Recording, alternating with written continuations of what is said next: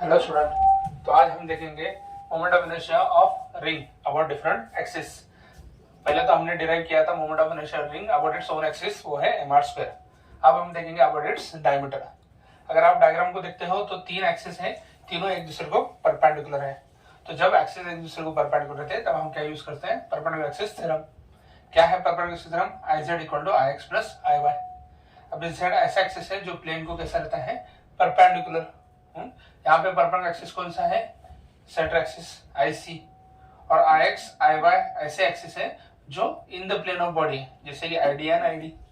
So instead of IX and IY, I am writing ID and ID, and instead of IZ, I am writing IC. So this step will become 2ID and ID equal to IC upon 2. Now what is IC? IC हमने लिखा यहाँ पे mr square, तो ID का formula क्या आएगा? mr square upon 2. Next है about its plane in the about its tangent in the plane। अगर आप देखो तो यहाँ पे ये जो एक्सिस है वो टेंजेंट में है, ओके, और in the plane of body horizontal plane में ही है।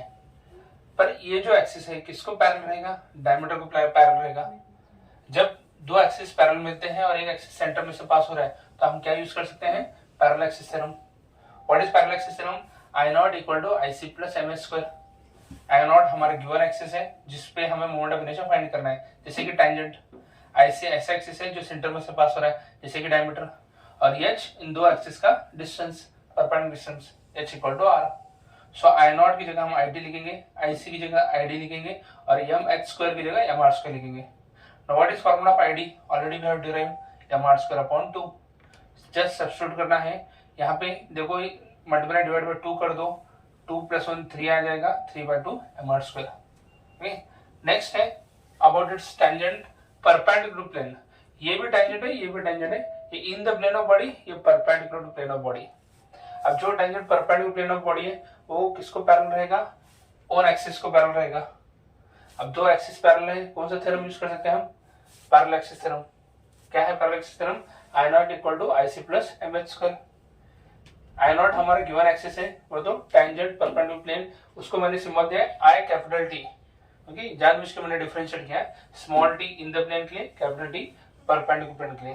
तो यहाँ IT होगा IC as it is, h की जगह r, तो mh स्क्वायर की जगह mr स्क्वायर। फॉर्मूला क्या था IC का? mr square. mr स्क्वायर पर mr स्क्वायर क्या आ जाएगा? 2mr square. तो ये पूरे फॉर्मूला है मोमेंट ऑफ इनर्शिया के ऑफ रिंग के अबाउट डिफरेंट एक्सिस। इसी तरह अगर आप सिर्फ डिस्क का ले लो,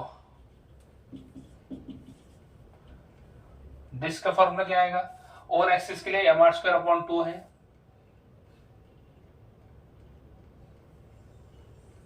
See this shape look like a disc. So वही मेथड है perpendicular axis theorem. z equal to ix plus iy, iz perpendicular axis IC ID plus ID, ये सेम पैटर्न रहेगा 2ID ID बाय 2।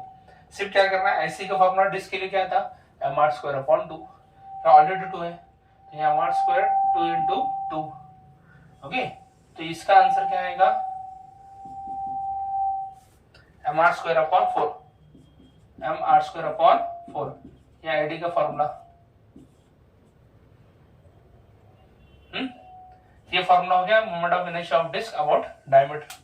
अब about its tangent in the plane, same method है IT। Okay, ID दोनों एक दूसरे को parallel है, parallel axis theorem. वही formula I not equal to IC plus MS square. h as it is r ही है, ये डिस्क है ना।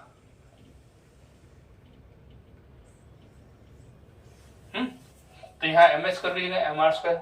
अब ID का फॉर्मूला डिस्क के लिए क्या है? mr square upon 4। तो यहाँ पे क्या लिखना है? सिर्फ 4 लिखना है। मल्टीप्लाई डिवाइड बाय 4 कर दो, 4 प्लस 1 क्या आ जाएगा? 5 आ जाएगा, और यहाँ 5/4 mr स्क्वायर आ जाएगा। और about its tangent perpendicular plane के लिए भी वही मेथड है। Okay, same parallel axis theorem. I not equal to IC plus MS square, IT equal to IC plus mr square. h की वैल्यू किसको इक्वल है? h की वैल्यू किसको इक्वल है? r को इक्वल है। ओके, तो यहाँ MS स्क्वायर की जगह क्या आएगा? mr square. IC का फॉर्मूला क्या है? mr square upon 2। mr square upon 2, और आपको वाले मल्टीप्लाई डिवाइड बाय 2 करना है, तो आंसर क्या आ जाएगा? 3/2 mr square. So this is the moment of inertia, formula for moment of inertia of disc. Okay, इसके आगे हम देखेंगे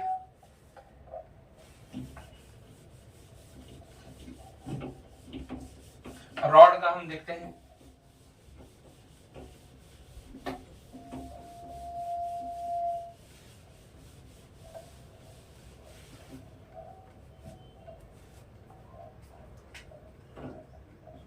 M I of rod already मैंने आपको बताया था, ओके,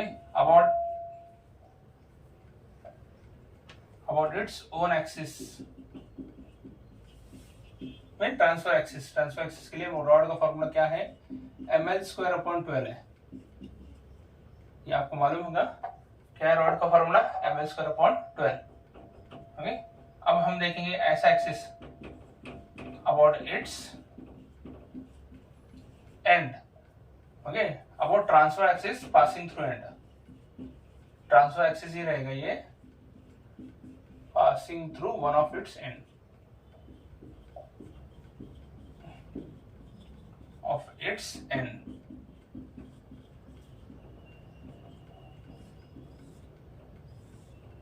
तो ये वाला हमारा थिन रॉड हो जाएगा। ओके, यहाँ पे ये ट्रांसफर एक्सिस का है IC, ये वाला ट्रांसफर एक्सिस जो एंड से पास हो रहा है IE, ये हमारा गिवन एक्सिस है। इन दोनों में जो डिस्टेंस रहेगा h वो क्या रहेगा, L/2, हाफ ऑफ लेंथ। अब यहाँ पे आप देख सकते हो दो एक्सिस एक दूसरे को पैरेलल है, so by parallel axis theorem, parallel axis theorem क्या है पैरेलल एक्सिस थ्योरम में, I0 = IC + MH²। क्या है I0, IE, IC एडिजिड और h की वैल्यू किसके इक्वल है, L/2, सो L/2 ब्रैकेट स्क्वायर करना है। IE एंड के हिसाब say about one of its and, IC already यहाँ पे लिखा है ml²/12 और ये ml²/2 का स्क्वायर क्या आएगा, 4 आएगा। ओके, अब यहाँ पे क्या करना है, ये 12 है, इसको भी 12 करने के लिए मल्टीप्लाई डिवाइड बाय किससे करेंगे हम, 3 से करेंगे। तो ऊपर भी मल्टीप्लाई करना है, नीचे भी मल्टीप्लाई, न्यूमरेटर एंड डिनोमिनेटर में। तो 3ml² + ml² कितना आ जाएगा, 4ml², और नीचे कॉमन क्या आएगा, 12, इसको डिवाइड कर दिए। सो moment of inertia of thin rod about the transfer axis passing through one of its and का फॉर्मूला क्या आएगा, ml²/3, it is ml²/3। so this is the simple method to find the moment of inertia of rod about a transfer axis passing through one of its end। Okay, same हम देखेंगे होलो sphere के लिए।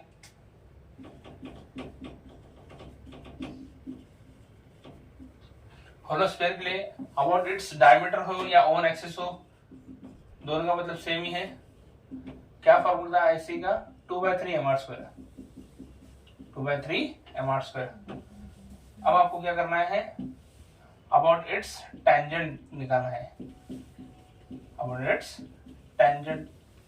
तो ये होलो sphere है, ये वाला axis centre से पास हो रहा है, ये टेंजेंट से, ये IC, ये IT, दोनों के बीच में जो डिस्टेंस है h = r।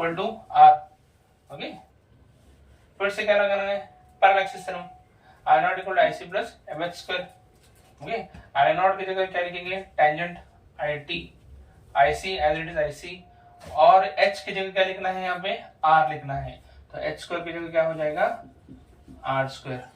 ओके, तो यहाँ वैल्यू चेंज कर देंगे हम, IT as it is, IC की जगह क्या लिखेंगे, 2/3 mr²। ये यहाँ ध्यान देने की जरूरत है, ये किसके लिए है, होलो स्फीयर, 2/3 mr²। तो हम मल्टीप्लाई डिवाइड बाय 3 करते हैं तो क्या होगा, 5/3 mr²। So this is the moment of inertia of hollow sphere about its tangent। ये समझ में आ रहा है, ओके। ये जो फॉर्मूला किसके लिए है, moment of inertia of hollow sphere about its tangent. उसी की तरह अगर सॉलिड स्फीयर लेते हैं तो सिर्फ फॉर्मूला 2/3 की जगह क्या आएगा, 2/5। Okay, about its tangent same parallel, h r आएगा, I0 = IC + MH², ये भी IT आएगा, IC mr², h r same ही है, कुछ चेंजेस नहीं, सिर्फ IC की जगह क्या लिखने का है, 2/5। तो यहाँ मल्टीप्लाई डिवाइड बाय 5, 5 + 2 कितना आएगा, 7। यहाँ आंसर क्या आएगा, 7/5। ओके, तो उम्मीद करता हूँ मैं आपकी जो कंसेप्ट है क्लियर कर सकता हूँ कि सॉलिड स्फीयर का हमने देखा है, होलो स्फीयर का देखा है, रॉड का देखा है, डिस्क का देखा है, रिंग का देखा है. So these are the most important bodies whose moment of inertia has been asked in HSC board examination. Okay, so best of luck for your examination also.